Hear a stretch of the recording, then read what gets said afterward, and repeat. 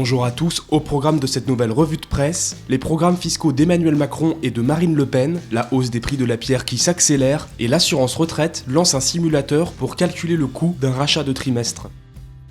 Dans quelques jours, les Français vont élire leur prochain président de la République. Quelles sont les réformes fiscales proposées par Marine Le Pen et Emmanuel Macron, s'interroge leséchos.fr. Concernant le prélèvement à la source qui doit entrer en vigueur en 2018, le candidat d'En Marche est favorable au principe mais souhaite le reporter pour éviter les dysfonctionnements. Quant à Marine Le Pen, elle estime que la réforme est une usine à gaz et souhaite la supprimer. Sur le plan de l'impôt sur le revenu, la candidate du Front National promet 10% de baisse sur les 3 premières tranches du barème et une hausse du quotient familial, explique Capital.fr. Emmanuel Macron propose de son côté une imposition individualisée aux couples. Quant à l'ISF, le Figaro.fr note que l'ancien ministre de l'économie veut en exonérer le capital financier, mais pas l'immobilier. Marine Le Pen refuse de toucher à cet impôt, arguant que ce n'est pas une priorité.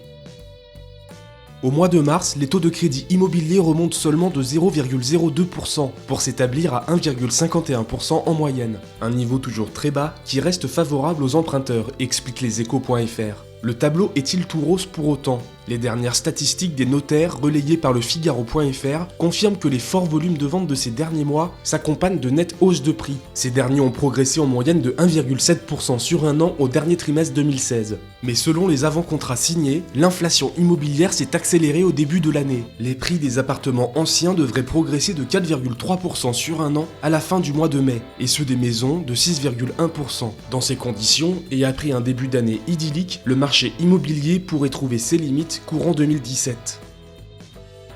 En vue de se constituer une retraite à taux plein, les assurés âgés de plus de 20 ans peuvent procéder à un rachat de trimestre, dans la limite de 12. Pour faciliter cette démarche, l'assurance retraite vient de mettre en ligne un simulateur, nous apprend le particulier.fr. Ce nouveau service permet d'estimer le coût de l'opération en fonction de différents critères, comme votre âge ou votre revenu.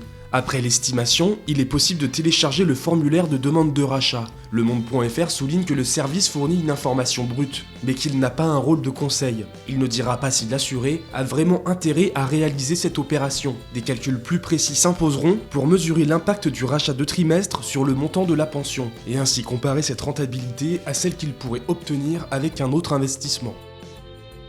C'est tout pour cette nouvelle revue de presse, on se retrouve très vite pour un nouveau point sur l'actualité des finances.